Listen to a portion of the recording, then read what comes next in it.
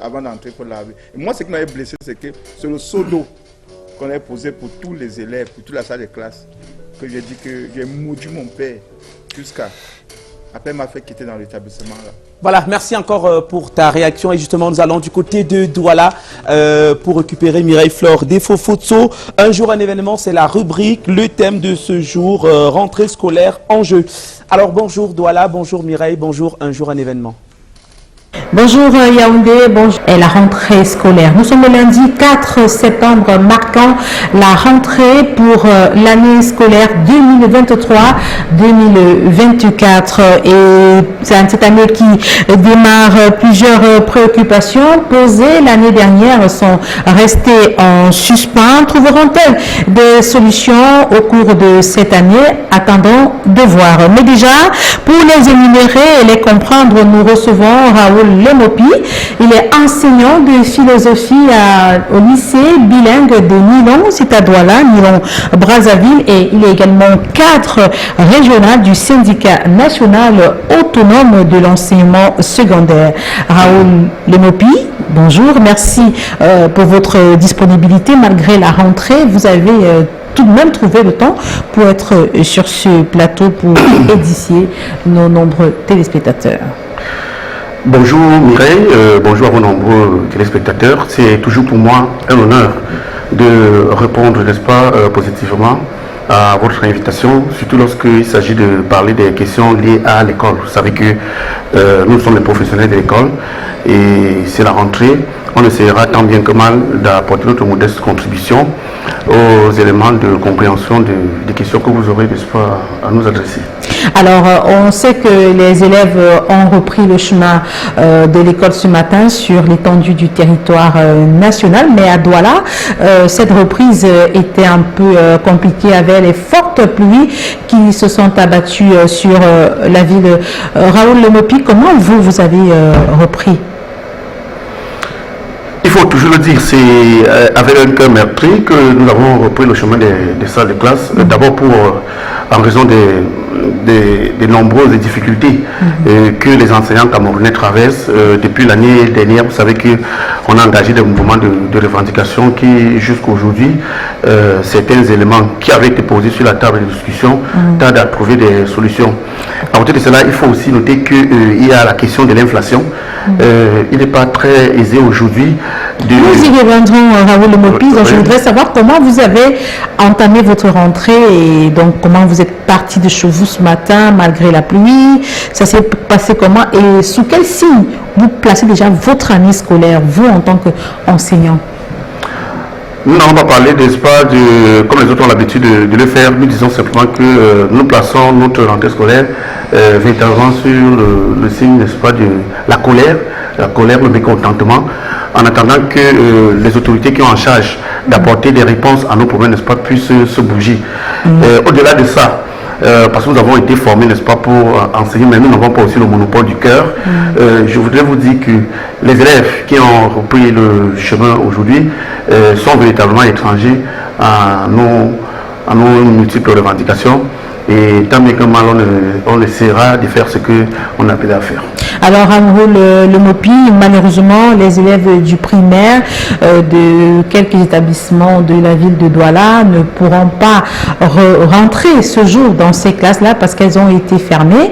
Et les autorités en charge disent que ces écoles étaient clandestines. On l'a vu encore au journal du Canada International hier. Pourquoi attendre la veille de la rentrée pour pouvoir fermer ces écoles? Parce qu'il y a des parents qui ont inscrit les enfants dans ces écoles-là sans toutefois savoir qu'elles étaient clandestines. Et c'est le 1er septembre dernier, il y a 3 jours de cela, que les autorités sont allées les fermer. Aujourd'hui, comment vous comprenez cette actualité-là? Alors, je voudrais vous dire que lorsque vous prenez la loi d'orientation de 98, en son article 2, au premier alinéa, il est clairement dit que l'éducation est une grande priorité de l'État du Cameroun. Alors, dire que c'est une grande priorité, c'est simplement faire comprendre que l'éducation occupe une place centrale dans les stratégies, n'est-ce pas, de développement et d'émulation collective du Cameroun. Alors, si j'ai dit que c'est une grande priorité, cela veut dire aussi que, au même moment que l'autorité administrative s'empresse pour fermer les établissements scolaires dits clandestins, elle devrait prendre des dispositions pour trouver à ces enfants un cadre approprié leur permettant de poursuivre sereinement leurs études. En vérité, parce que l'éducation est d'abord un droit et la démocratisation des savoirs fait qu'on ne peut pas, sous quelque raison que ce soit, permettre à certains de suivre les enseignements et à d'autres de ne pas suivre les enseignements sous le fallacieux prétexte que les parents ont eu à inscrire leurs enfants dans les écoles dites clandestines. Et donc, pour finir rapidement sur la question, je voudrais, n'est-ce pas, interpeller l'autorité administrative, le président de la République en premier chef, le président Paul Biya, de créer des conditions infrastructurelles, n'est-ce pas, qui peuvent absorber ce trop plein d'enfants. Parce que si vous prenez le cas de la ville de Douala, il faut qu'on le dise très clairement, le gap en termes du besoin d'infrastructures sur le terrain et la réalité et la réalité sur le terrain, ce gap est énorme. On ne doit pas abandonner la formation des citoyens camerounais entre les mains inexpertes, parce que dans la grande majorité des cas, ces établissements privés qu'on dit avoir fermé font peser sur les élèves deux formes d'insécurité. La première, c'est l'insécurité, n'est-ce pas, infrastructurelle liée à la salubrité.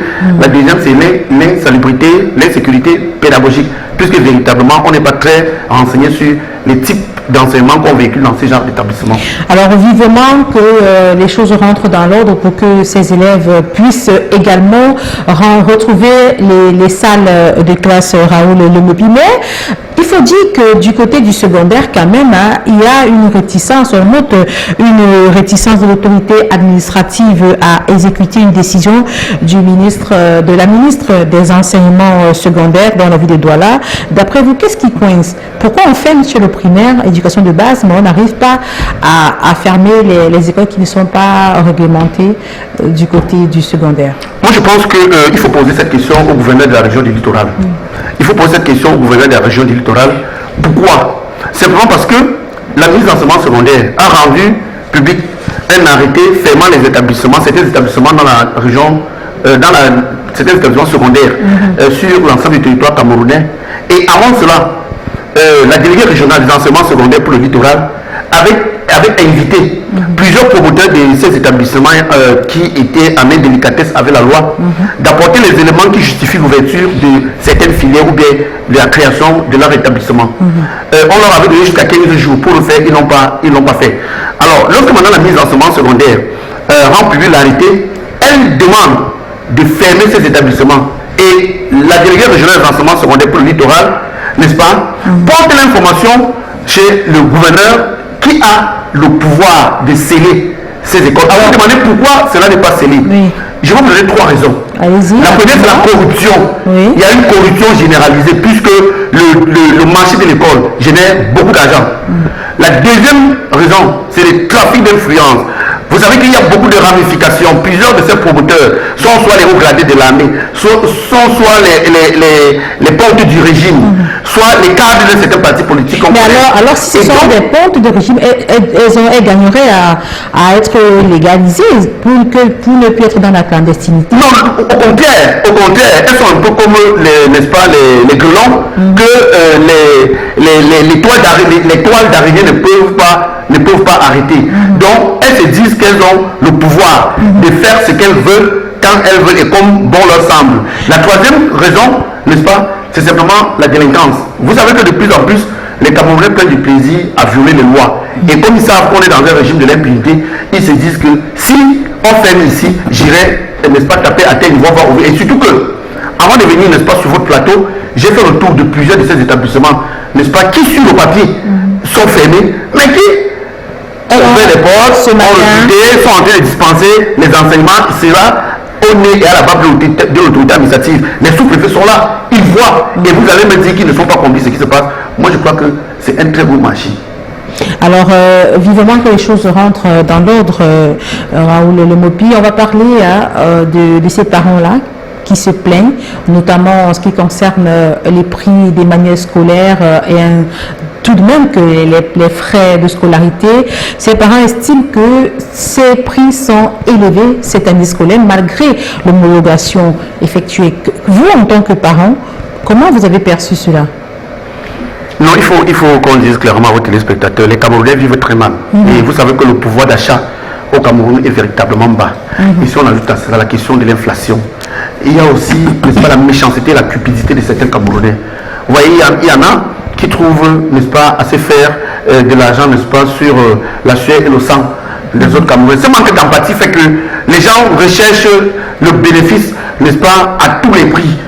Vous verrez que on va accuser, par exemple, le carburant, on va accuser le type de papier, on va dire papier devenu cher, on va accuser si on va accuser ça. Mais lorsqu'on rentre dans le fond des choses, on se rend très vite compte que le même article qui est acheté dans un même endroit par des commerçants différents a des prix différents sur le marché. Ça veut dire qu'il y a certains qui, du fait d'un certain monopole, se disent que, comme dans tous les cas, les gens vont aller à l'école, qu'ils vendent leurs produits à n'importe combien, les gens seront obligés d'acheter. Et je dis, c'est très grave ce qui est en train de se passer. Dans la question de l'offre et de la demande, on a une demande élevée et peut-être l'offre aujourd'hui à la spéculation sur les offres proposées. Raoul Lemopi, nous sommes là pour dénoncer et on espère que ça va changer.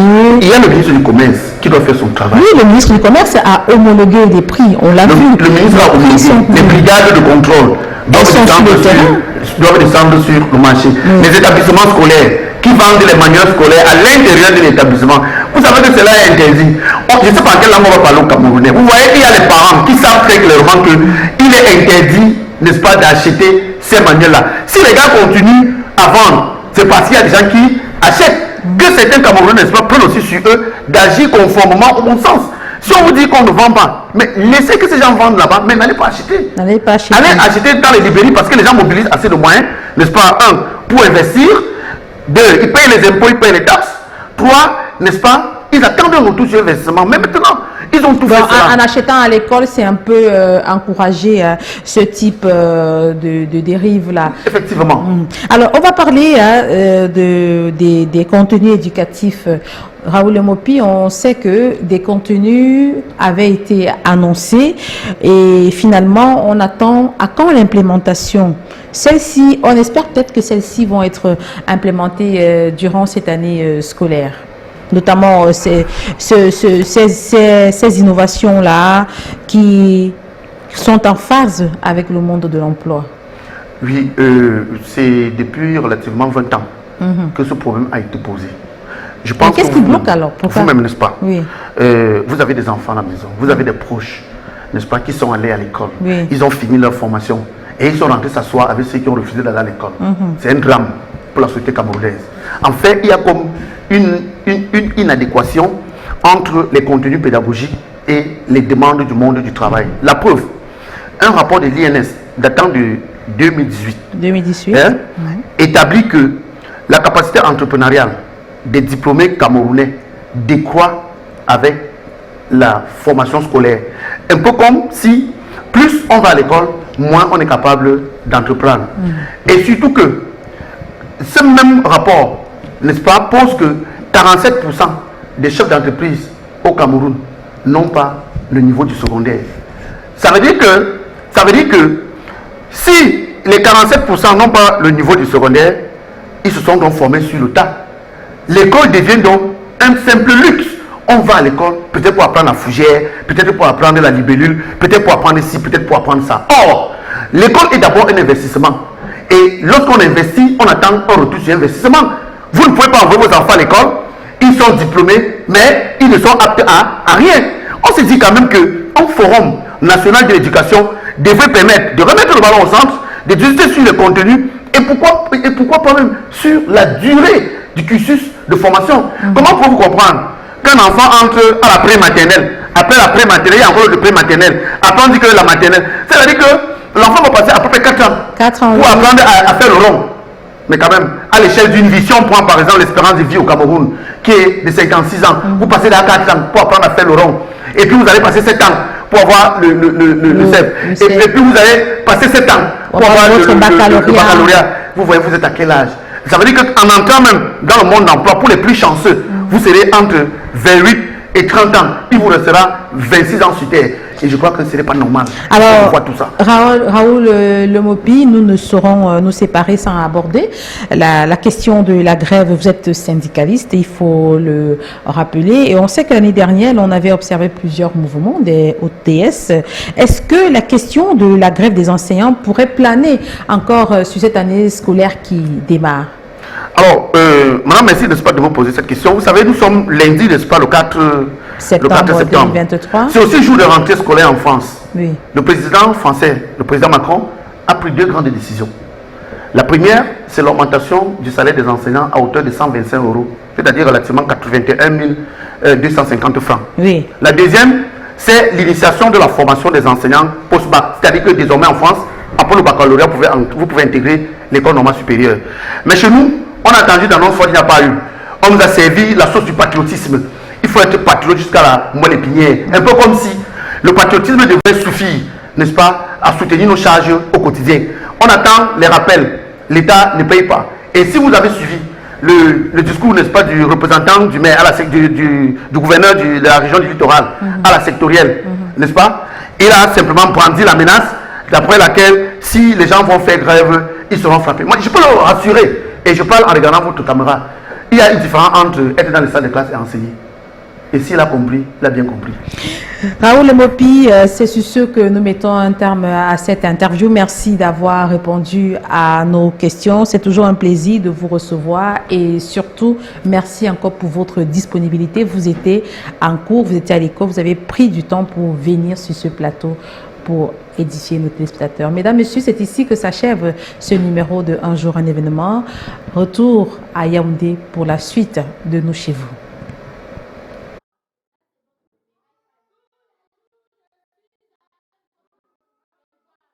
Merci à Mireille Flore Desfaux-Fotso et merci pour ces éléments. En rapport avec l'actualité du jour, on parle de la rentrée scolaire et justement, ils étaient en train de nous entretenir sur le thème rentrée scolaire, les enjeux. Nous avons terminé cette édition de Nuit chez vous. À nous revoir demain sur Canal du International, 10h30. Ne manquez pas, les questions orales interviennent juste après. Demain, avec cette émission, nous aurons l'idole sur le plateau et je vous demande d'être assez lucide parce qu'après, elle nous proposera un condensé de sa tournée européenne, mais après, reviendra sur le beau projet musical qu'elle nous propose qui fait palpiter plus d'une personne. Alors, mesdames, messieurs, bonne rentrée encore et bon début de semaine à tout le monde. C'est nous et nous étions chez vous. À demain.